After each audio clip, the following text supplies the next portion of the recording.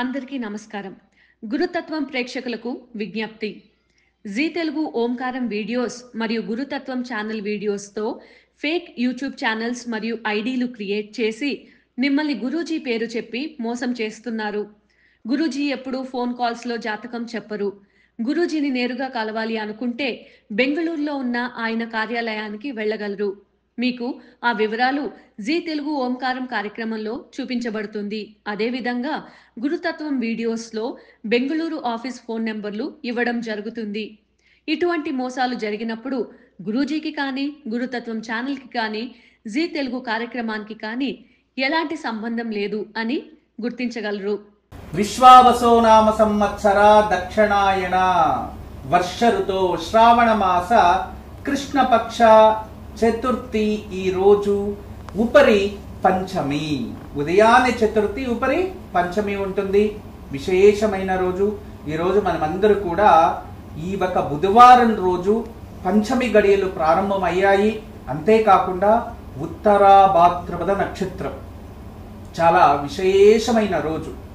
ఈ రోజు మనము మంత్రబలంలో విశేషంగా దుర్గాదేవి నామస్మరణ చేయాలి. ఎవరైతే ఓం ధూం దుర్గాయై నమః అనే నామాన్ని ఈ రోజు జపిస్తారో, ఈ నక్షత్రానుసారం తిథి అనుసారం మనం జపిస్తే మన జన్మజాతక రీత్యా కావచ్చు, లేక ప్రస్తుతము పరిస్థితుల్లో ఏదైనా అపవాదాలు అవమానాలు మనం ఏదైనా నిందలు భరుస్తూ ఉంటే, మానసికంగా ఒత్తిడి ఉంటే దాని నుంచి విముక్తి లభిస్తుంది. మీరు ఎప్పుడే కానీ మంత్రబలంలో వచ్చే నామాన్ని ప్రతిరోజు మినిమం ఎన్నిసార్లు అయితే అన్నిసార్లు జపించండి. ఆ రోజంతా చాలా పీస్ఫుల్గా ఉంటారు. మరియు మనకి ఎటువంటి చెడు జరగకుండా మన ఆత్మబలం మనల్ని కాపాడుతూ ఉంటుంది, రక్షణగా మనకు ఉంటుంది. మనకి అక్కడ ఏదైనా దుర్ఘటనలు అలాంటివి ఏదైనా సంభవించినా కూడా దాని నుంచి ఏదో ఒక విధానంగా జయం పొందేలా మనకి అనుకూలంగా చేస్తుంది ప్రకృతి. అందుకే నిత్యము కూడా మనకి ఈ ఒక బలాన్ని స్వీకరించాలి. దైవ బలాన్ని స్వీకరించాలంటే నిత్యము ధ్యానం, ధ్యానానికి ఒక నామం, అటువంటి నామశక్తియే ఈ ఒక మంత్రబలం. ఇక ఈ రోజు మనమందరూ కూడా భక్తిపూర్వకంగా ఓం ధూం దుర్గాయై నమః అనే నామాన్ని జపిద్దాం. ఓం ధూం దుర్గాయై నమః. దుర్గాదేవి అనుగ్రహం మనకందరికీ ఉండాలి. అందరికీ శుభం జరుగుతుంది. ఈరోజు విశేషమైన రోజు. చాలా మందికి చాలా కలలు ఉంటాయి. మనం ఏదైనా ఇల్లు కట్టుకోవాలని, భూమి ఉంటుంది, డబ్బులు ఉంటుంది, మంచి ఇల్లు కట్టుకోలేకపోతున్నాము, ఎంత ప్రయత్నించినా జరగట్లేదు, ఇల్లు కంపల్సరీ కావాలి అనుకునే వాళ్ళకి ఒక అద్భుతమైన పరిష్కార మార్గాలు. ఇది దాదాపు 2015-16లో ఇదే ఓంకార కార్యక్రమంలో తెలియచేశారు. ఆ సమయంలో కొందరు అటువంటి వాటిని అనుసరించి ఈరోజు అందరు కూడా స్వగృహాల్లో వాళ్ళు ఉన్నారు. వాళ్ళు ఆ కృతజ్ఞతగా తెలియచేస్తున్నారు. ఇది నవ్వుకోవడానికో లేదో ఆశ్చర్యంగానో లేదో అద్భుతంగానో తెలియచేయడం కాదు. ఒక విషయం చెప్తా వినండి. నేను ఇదే విధానంగా కార్యక్రమంలో చెప్పిన మాటని విని వాళ్ళు తయారు చేశారు, దాన్ని పూజ చేశారు. ఆ పూజ చేసి దానికి ఎలా కావాలో వాళ్ళు అలా పూజ ఆచరించిన తర్వాత దాంట్లో ఒకే ఒకటి మర్చిపోయారంట. మర్చిపోయిన తర్వాత వాళ్ళు ఇల్లు కట్టారు. ఏదైతే మర్చిపోయారో అది ఇప్పటిదాకా కట్టలేకపోయారు వాళ్ళ ఇంట్లో. అంటే దాని ప్రభావం ఎలా చూపిస్తుందో ఆలోచించండి. చిన్న వాళ్ళు పిల్లలు ఉంటారు, వెల్ ఎడ్యుకేటెడ్స్, ఒకరు గవర్నమెంట్ జాబ్ కోసం ప్రయత్నిస్తున్నారు, ఇంకొకరు ఆల్రెడీ గవర్నమెంట్ జాబ్ లో ఉన్నారు. అటువంటి పిల్లలు కూడా దాన్ని ఎంత అద్భుతంగా తెలియచేస్తున్నారంటే, గురుగారు ఇవన్నీ నిజమేనా అనుకున్నాము, మేము ఇల్లు కట్టిన తర్వాత మాకు అర్థమైంది ఇది దాని ప్రభావం ఎంత చూపిస్తుంది అని. అలా మీకు కూడా స్వగృహ యోగం కావాలి అనుకునేవారు, మరియు అప్పులు చేసి కట్టేయడం కాదు, ఇల్లు కావాలి, మాకు భూమి ఉంది, ఇల్లు కట్టుకోవాలి, ఇటువంటి ఇల్లు కట్టుకోవాలి, ఇలా బాగుండాలి అని భూమి మరియు ఇల్లు కోరుకునే వాళ్ళు మీరు వేప చెక్కతో ఒక చిన్న ఇల్లు లాగా నిర్మాణం చేసుకోవాలి. వేప చెక్క, ఆ చెక్కలో చిన్నగా ఆర్కిటెక్ట్ డిజైన్ లాగా ఒక ఇల్లు లాగా చేపించుకోండి. దాన్ని దేవుడి గదిలో పెట్టండి. కొద్ది రోజులకి ఖచ్చితంగా మీరు ఇల్లు కట్టుకోగలరు. ఎందుకంటే ఇప్పుడు నేను చెప్తున్న విషయంలో ఇంతకు ముందు నా దగ్గర వచ్చి చర్చించారన్నారు కదా, వాళ్ళు ఇల్లంతా చక్కగా కట్టారంట, ఇంటికి పైకి వెళ్ళడానికి మెట్లు పెట్టలేకపోయారంట. వేప చెక్కలు అంటే డిజైన్ చేపించారు మంచిగా ఇల్లులాగా, దానికి మెట్లు కట్టలేకపోయారంట. వాళ్ళు ఇల్లంతా కట్టుకున్నారు, ఇంటి పైకి వెళ్ళడానికి మెట్లు కట్టుకోలేదంట. అంటే ఇల్లు కట్టి 4-5 సంవత్సరాలు అయింది, ఎంత కష్టపడినా ఇంటికి మెట్లు పెట్టడానికి అవ్వట్లేదు అని చెప్పారు. అప్పుడు నాకు అనిపించింది ప్రకృతి అనేది ఎంత ప్రభావం చూపిస్తుంది మనిషి పైన. అంటే మనం శాస్త్రవేత్తలు చదువుకొని దాన్ని ప్రజలపైన మనం చెప్తూ ఉన్నప్పుడు, వాళ్ళు దాన్ని అనుసరించినప్పుడు, ఆ శాస్త్రంలో ఏదైతే ఉంటుందో దాని ప్రభావం వాళ్ళపైన చూపించేది మనం వాళ్ళు తెలుసుకొని దాని గురించి చర్చించినప్పుడే మనకి అటువంటి విషయాలపైన మరింత అవగాహన, నమ్మకం కలుగుతుంది. అలా ఈరోజు మీకు తెలియచేస్తున్నది, ఎవరే కానీ గృహం లేదు, గృహం కట్టుకోలేకపోతున్నాము అనేవారు వేప చెక్కతో ఒక చిన్న ఇళ్ళలాగా నిర్మాణం చేపించండి. దాన్ని దేవుడి గదిలో పెట్టి పూజిస్తూ ఉండండి. ఆ ప్రకృతి మాతని వేడుకోండి, అమ్మా ప్రకృతి మాత మాకు గృహయోగం కావాలి, ప్రసాదించు తల్లి అని చెప్పి రోజు దానిపైన 2 అక్షతలు వేస్తూ ఉండండి. ఖచ్చితంగా త్వరలోనే మీకు ఆ గృహయోగం ప్రాప్తిస్తుంది. ఇక ఈరోజు మంచి మాట, ఈరోజు మీకు అందరికీ కూడా చాలా విషయాలు చెప్తూ ప్రతిరోజు చెప్తూనే ఉంటాము. ఈ రోజు విశేషంగా చెడుపొకరా చెడేవు. దీని అర్థం ఏంటి తెలుసా? మనం ఎవరినైనా చెడు కోరుకుంటే వెంటనే ఆ చెడు మన ఆలోచనలోనే సృష్టి అవుతుంది, కాబట్టి అది మనకే సూది అవుతుంది. అంటే మనమే గుచ్చుకున్నట్టు. ఒకరిని తిట్టాము అనుకోండి, ఆ శబ్దవాక్యాలు మీరు అతను తిడతారంతే, కానీ మీ ఎంగలు మీరే మింగాలి కదా. మీ ఆత్మనే శోకిస్తుంది, దానివల్ల నెగిటివిటీ మీకే ఉంటుంది. ఒకరికి చెడపాలి అని మనం ఏదైనా ప్లాన్ వేసుకుంటే, ఒకరిని మోసం చేయాలి అని ఏదైనా ప్లాన్ వేసుకుంటే, ఒకరికి ఏదైనా చెడు మనం కల్పించాలి అనుకుంటే, వెనుక నుంచి చెడు కల్పించే వాళ్ళకి తెలియకుండానే వాళ్ళు నుయ్యి తవ్వుకున్నట్టే. అంటే ఇంకొక వైపు నుంచి ఖచ్చితంగా ఆ చెడు అనేది ఇలా వస్తూ ఉంటుంది. అంటే మీరు ఇక్కడ చిన్నగా చెడు చేయాలన్నా మీకు వచ్చేది పెద్ద ఎత్తున వస్తుంది. అంటే మీరు ఒక రాయిని ఆకాశానికి ఎంత వేగంగా విసురుతారో, మరియు అక్కడి నుంచి వచ్చేటప్పుడు దాని 2 స్పీడ్తో కిందకు వస్తుందంట. గుర్తుపెట్టుకోండి. అలా మీరు ఒక చెడు చెయ్యాలి అంటే ఖచ్చితంగా ఆ చెడు మీకు ఏదో విధానంగా ఎదురవుతుంది. అందుకే చెడుపకురా చెడేవు అన్నారు. బాగా గుర్తుంచుకోండి. జీవితంలో కొన్ని విషయాలు మనం ఎవరైనా మనకి ఏదో మోసం చేసేసారు, లేదా వాళ్ళు ఏదో మనల్ని అనేసారు, లేదా వాళ్ళు ఏదో తిట్టేశారనో, లేదా ఈర్ష్యతోనో, లేదా వాళ్ళు తప్పుడు దారి పట్టించడమో అలాంటి ఆలోచనలు ఉంటే ఖచ్చితంగా దాని వలన ఏదో ఒక రోజు అది మీపైనో, మీ పిల్లలపైనో, మీ కుటుంబస్తులపైన చూపించి ఆఖరికి దాని విత్తనానికి కారణం మీరే అవుతారు. దయచేసి అటువంటివి చెయ్యకండి అనేది ఈరోజు మంచి మాట. దీనికి అనుసంధానంగా చిన్న కథ తెలియచేస్తా, వినండి. పూర్వంలో ఒక రాజ్యం, ఆ రాజ్యంలో ఒక మహారాజు ఉంటాడు. ఆ మహారాజులు చాలా మంచి వ్యక్తి, అందరినీ గౌరవిస్తారు, అందరినీ నమ్ముతూ ఉంటారు, అందరితో ప్రేమగా ఉంటారు.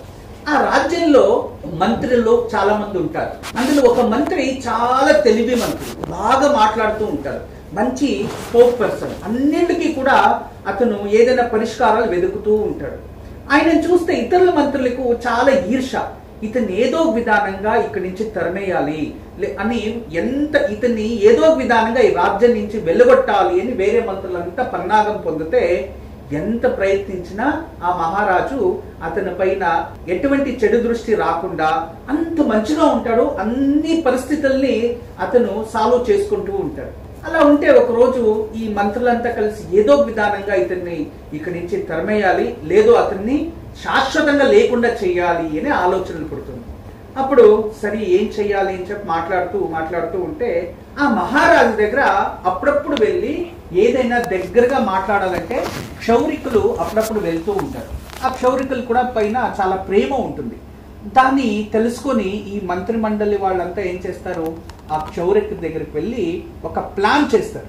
ప్లాన్ చేసి దాన్ని ఇలా చెప్పు అని చెప్పిస్తే, ఆ డబ్బులకు ఆశపడి క్షౌరికులు అక్కడికి వెళ్ళి, స్వామి చాలా రోజుల నుంచి నా మనసులో నాకు రోజు కళ వస్తూ ఉంది, మీ దగ్గరికి ఈ రోజు వస్తాను అంటే దానికి ముందు రోజే కళ వస్తుంది, ఇక్కడి నుంచి ఎవరో వెళ్ళి మీ పూర్వీకుల దగ్గర మాట్లాడుకొని వచ్చేలా నాకు అనిపిస్తుంది స్వామి. వాళ్ళ యోగక్షేమాలు విచారించి వస్తూ ఉన్నట్టు నాకు అనిపిస్తూ ఉంది. వాళ్ళు అక్కడ ఏదైనా బాధల్లో ఉన్నారేమో, మీ పూర్వీకులు ఈ పితృలోకంలో ఉంటారు, ఆ లోకానికి ఎవరైనా పంపించి తెలుసుకొని రండి స్వామి, మీరు మహారాజు కదా, మీరు అనుకుంటే అవుతుంది అంటే అది ఎలా సాధ్యమవుతుంది?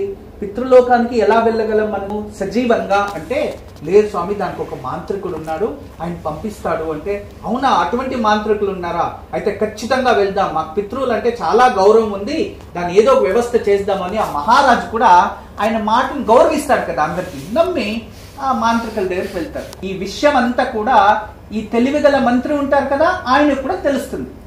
సరే తెలుస్తుంది, అలాగే ఆలోచించుకొని ఇతను ఏదో ఇందులో పన్నాగం ఉంది అని తెలుసుకొని ఆ మంత్రి కూడా జొత్తలో వెళ్తాడు. వెళ్ళిన తర్వాత ఆ మాంత్రికుడిని వెళ్ళి కలుస్తారు. వీళ్ళంతా కలిసి, ఏంటప్పా ఇది, మా పూర్వీకులు వీళ్ళ కళ్ళలో వస్తున్నారంట, నా కళ్ళలో రావట్లేదు, ఎందుకంటే మీ పైన కోపం ఉన్నట్టు ఉన్నారు స్వామి, అక్కడ వెళ్ళి యోగక్షేమాలు ఎవరైనా విచారించుకొని రావాలి, అప్పుడు వాళ్ళు ఇక్కడున్న యోగక్షేమాలు అక్కడ వెళ్ళి తెలియచేసి వాళ్ళ ఆశస్సులు కూడా మీకు తెచ్చియచ్చు, కానీ మీరు వెళ్ళలేరు, వేరే వాళ్ళని పంపించచ్చు అని తెలియచేస్తారు. అప్పుడు ఎవరిని పంపించచ్చు అంటే, చూడండి ఈయన మంచి తెలివివంతుడు, ఇతనికి ఆ జన్మజాతకం కూడా బాగుంది, ఇతన్ని అయితే మనం పంపించచ్చు అని ఈ మంత్రిని చూపించాలి. సరే ఇది అంతా అర్థమైపోతుంది, ఇతనికి ఏదో ఉంది ఇందులో అని. సరే ఎప్పుడు అంటే ఈ రోజు అయితే అంత కరెక్ట్ లేదు, అమావాస్య రోజు పంపించాలి, సాయంత్రము నా దగ్గరికి పంపించేస్తే రాత్రి మేము పంపించేస్తాము. ఎక్కడ అంటే మా ఇంట్లోనే ఇటువంటి ప్రదేశం నుంచి మేము పంపిస్తాము అంటే సరి అని చెప్పి అమావాస్య రోజు లోపే ఇతను ఏం చేస్తాడో, ఆ మహామంత్రి ఎవరైతే మాంత్రికుడు ఇల్లు ఉంటుందో అక్కడ లోపలే సురంగాన్ని ఏర్పాటు చేస్తాడు.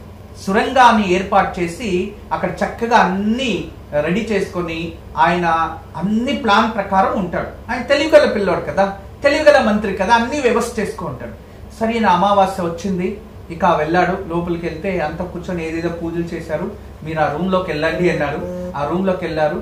రూమ్ లోకి వెళ్ళంగానే పొగ పెట్టేశారు. అక్కడ పొగ పెట్టేసి రూమ్ లో వేసి లాక్ చేసేశారు. అదే దాంట్లోనే సురంగం ఉండేది. తర్వాత ఆ సురంగం లోపల నుంచి ఆయన కన్నం పెట్టుకొని లోపల నుంచి వెళ్ళిపోతాడు. వెళ్ళిపోయి ఒక 3 మాసాలు ఎవరికి కనబడదు. ఇక్కడ ఉన్న వాళ్ళంతా అనుకుంటారు, ఓకే ఇక ఆ పక్క ఇక్కడ ఉన్న వాళ్ళంతా అనుకుంటారు, ఓ ఇక అతను పితృలోకానికి వెళ్ళిపోయి లోపల 3 నెలలైనా బయటికి రాలేదు, ఇంకా అతను చెడిపోయి ఉంటాడు అని చెప్పేసి వీళ్ళు ఏం చేస్తారు, ఆ ఒక్క ఇంటికి చుట్టూ సిమెంట్ వేసి కట్టేసి దాన్ని మూసేస్తారు పర్మనెంట్ గా, లోపలే జీవ సమాధి అయిపోవాలని. సరే ఇంకా చెడిపోయి ఉంటాడులే అని చెప్పి వీళ్ళు ప్రశాంతంగా ఉండిపోతారు. ఈయన మహారాజు మాత్రం ఇంకా రాలేదే 3 నెలలైనాక వస్తారని లోపు ఈ మహామంత్రులంతా కలిపి ఆ మాంత్రికుని ఊరు నుంచి బయటకు పంపించేస్తారు. ఎందుకంటే ఎదుర్కొని మళ్ళీ ఇటుకు వస్తే ఆ మహారాజు అని చెప్పి అతన్ని పంపించేస్తారు నిదానంగా. తదుపరి వీళ్ళంతా పన్నాగంతో చక్కగా ప్రశాంతంగా అందరూ ఉంటారు. 3 నెలలు అయిన తర్వాత ఆ మహామంత్రి వారు ఉదయాన్నే మహారాజా ఆస్థానానికి వస్తారు. మహారాజా నమస్కారం ప్రణామం అని నవ్వుతూ లోపలికి వస్తే వీళ్ళందరికీ చెమటలు కారిపోతుంది. ఇక భయం స్టార్ట్ అవుతుంది, ఏం జరుగుతుంది ఏంటి అని. తర్వాత వచ్చి మహారాజా ప్రణామము, శిరస్సాష్టాంగ నమస్కారం, మీ పూర్వీకులంతా చాలా బాగున్నారు మహారాజా, అత్యద్భుతంగా ఉన్నారు, అందరూ సంతోషంగా ఉన్నారు, కానీ ఒకే ఒక బాధ వాళ్ళు మీ దగ్గర చెప్పమన్నారు. అక్కడ ప్రతిరోజు కూడా వాళ్ళకి క్షౌరం చేయడానికి ఎవరు లేరు, అక్కడ ఒక క్షౌరికుడు కావాలి అంటున్నారు, ఒక క్షౌరికుని పంపించాలండి మహారాజా అంటే. అవునా పంపించేద్దాం, దాంట్లో ఏముంది, ఎవరిని పంపించమన్నారు అంటే రోజు మీ సేవ ఎవరైతే చేస్తున్నారో ఆయన్నే పంపించమన్నారు మహారాజా అనగానే ఆ క్షౌరికుని పిలిపించగానే ఆ క్షౌరికుని పిలిపించి ఆ మహామంత్రి చాలా ప్రేమతో జాలితో, మహారాజా రోజు ఎవరైతే మీ దగ్గరకు వచ్చి క్షౌరం చేస్తున్నారో వాళ్లే పంపించాలంట అని తెలియచేయంగానే అది విన్న మహారాజు ఆ క్షౌరికుల్ని పిలిపిస్తారు. పిలిపించి, ఏమయ్యా మీరు నాకు ఇన్ని రోజులు సేవ చేశారు, చాలా సంతోషం, ఇక నీ పిల్లలు నా సేవ చేస్తారు, కానీ నువ్వు మా పితృలోకానికి వెళ్ళి వాళ్ళకి క్షౌరం చెయ్యాలి, ఇది నా ఆజ్ఞ, వెళ్ళు అనగానే ఆయన భయపడిపోయి, స్వామి నాది అపరాధం అయిపోయింది, క్షమించండి, నేను పెద్ద ద్రోహం చేశాను మీకు అని పాదాలపైన పడి వేడుకుంటాడు. నువ్వేం ద్రోహం చేసావయ్యా, ఏంటిది అంటే అప్పుడు ఈ మహామంత్రి ఉన్న విషయం అంతా తెలియచేస్తారు.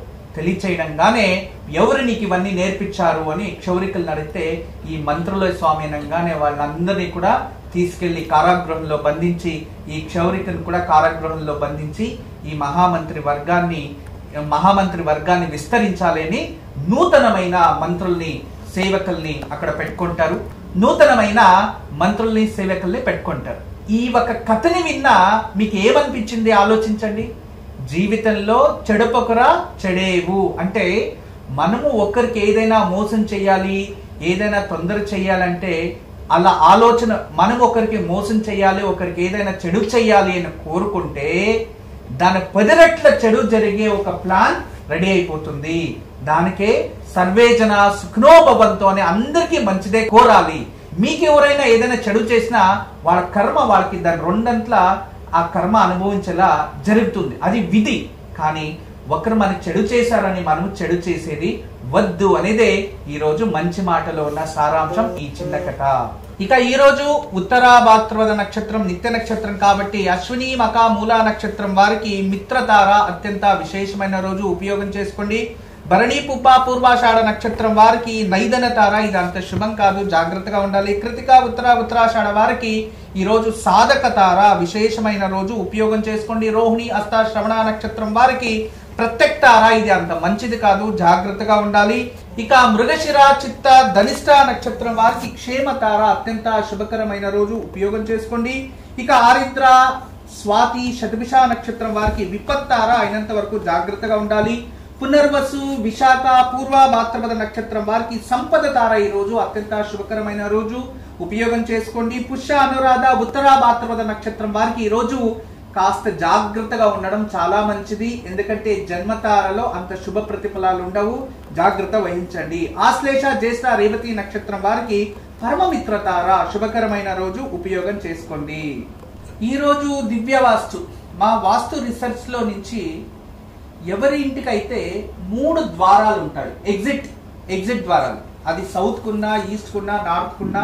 చాలా మంది ఏం చేస్తున్నారంటే ఉత్తరానికి ఒక వాకిలి, దక్షిణానికి ఉత్తరానికి ఒక సింహద్వారం, తూర్పుకి ఒక సింహద్వారం పెట్టింటారు.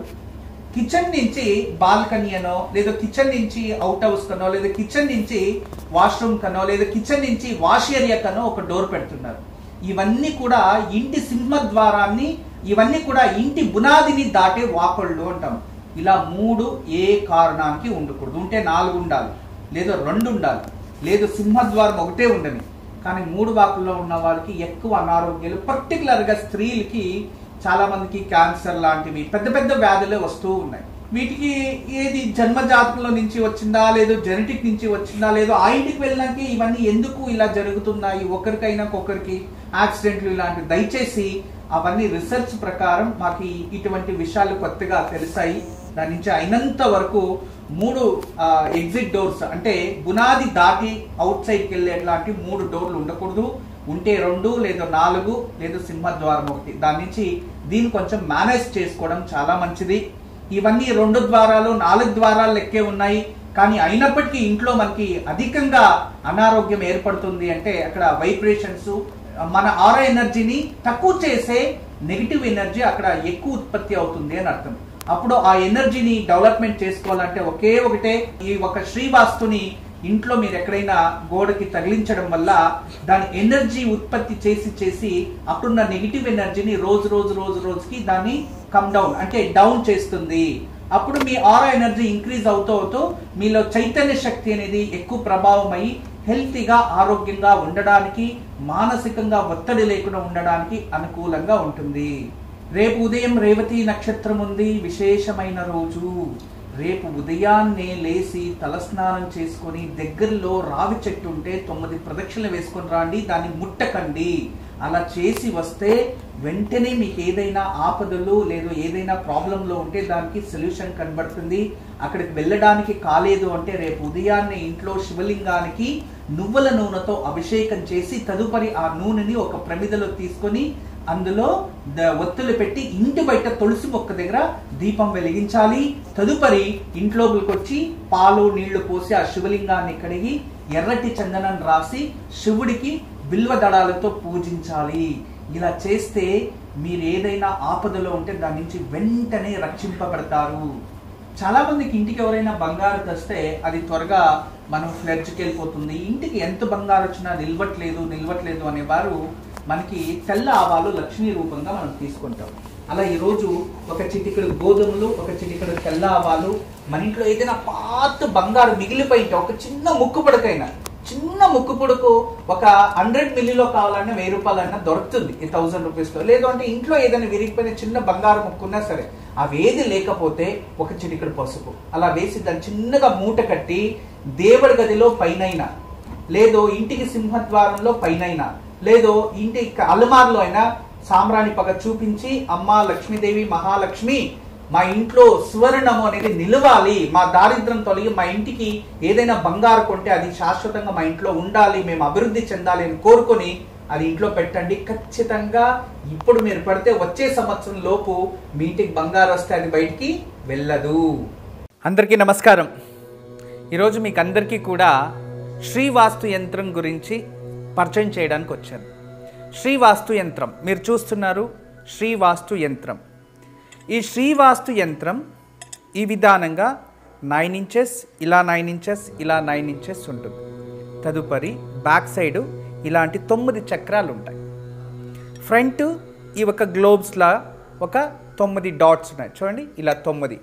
ఇది శ్రీవాస్తు యంత్రం అనేది ఒక కాస్మిక్ ఎనర్జీని అట్రాక్ట్ చేసుకుంటుంది, నెగిటివ్ ఎనర్జీని ఇంట్లో నుంచి బయటికి తరిమేస్తుంది. ఇది మీకు అందరికీ దానికి పరిష్కార మార్గంగా నేను ఇవి సూచిస్తున్నా. ఎందుకంటే చాలామంది పిల్లలు సరిగా చదువుతలేదు, ఇంకొకరు మా ఇంట్లో ప్రశాంతత లేదు, భార్యాభర్తల మధ్యలో సఖ్యత లేదు, దేవుడి గదిలో సరిగా పూజ చేయలేకపోతున్నా, ఇంట్లో ఏదో తెలియని బాధ అనిపిస్తుంది, మా ఇంట్లో ఎప్పుడు కూడా ఏదో తెలియని ఒక శ్మశానంకి వెళ్ళినట్టు అనిపిస్తూ ఉంటుంది, మా ఇంట్లో కలగానే ఉండదు ఎప్పుడు కూడా. ఇక మా ఇంటికి చాలామంది వచ్చిన వాళ్ళంతా వాస్తు దోషం అని చెప్తూ ఉన్నారు, మేము ఏం చేయాలి అని ప్రశ్నిస్తూ ఉండేవారు. వాళ్ళందరికీ కూడా ఒక మార్గోపాయం చాలా రోజుల తర్వాత రీసెర్చ్ చేసి ఇప్పుడు ఈ శ్రీవాస్తు యంత్రాన్ని మేము చూపిస్తున్నాం. ఈ శ్రీవాస్తు యంత్రాన్ని ఎప్పుడైతే ఎక్కడ ఫాల్ట్ అనిపిస్తుందో అక్కడ ఒక మేక కొట్టి తగిలించాలి, అంతే. పిల్లలు చదువుతా లేదు, చదివే రూమ్లో పిల్లలు ఏకాగ్రతగా చదవాలి అనుకుంటున్నారా, అక్కడ ఒకటి తగిలించండి. మీరు నిద్రించే ఒక రూమ్లో మాకు సరిగా నిద్ర వస్తలేదు, పడుకుంటే చెడు కళలు వస్తున్నాయి, నిద్రించే గదిలో ప్రశాంతత లేదు అనిపిస్తుంది, అక్కడ ఒకటి తగిలించండి. లేదు ఎవరో వాస్తు దోషం అని చెప్పారా, ఇంట్లో వాస్తు దోషాని కోసం ఇంటి హాల్లో ఒకటి తగిలించండి. లేదా పూజ గదిలో ఏదో ప్రశాంతత లేదు, సరిగ్గా ఏకాగ్రత లేదు, మెడిటేషన్ చేయలేకపోతున్నా అంటే పూజ గదిలో ఒక మేక కొట్టి అక్కడ ఒకటి తగిలించండి. ఎక్కడైతే ఇంట్లో వాస్తు దోషం ఉంది అని ఎవరైనా చెప్తారో ఆ ప్రదేశంలో, ఆ ప్లేస్లో జస్ట్ ఒక మేకు కొట్టి దాన్ని తగిలించండి, ఆ వాస్తు దోషం అక్కడి నుంచి వెళ్ళిపోతుంది. చాలా అద్భుతము, చాలా విశేషమైన శ్రీవాస్తు యంత్రం మీ వరకు తయారు చేయించాము. దీన్ని ఉపయోగించండి, దీన్ని లాభం పొందండి. నమస్కారం. వాస్తు యంత్రం సంప్రదించవలసిన నెంబర్లు 8844452344 040682766622.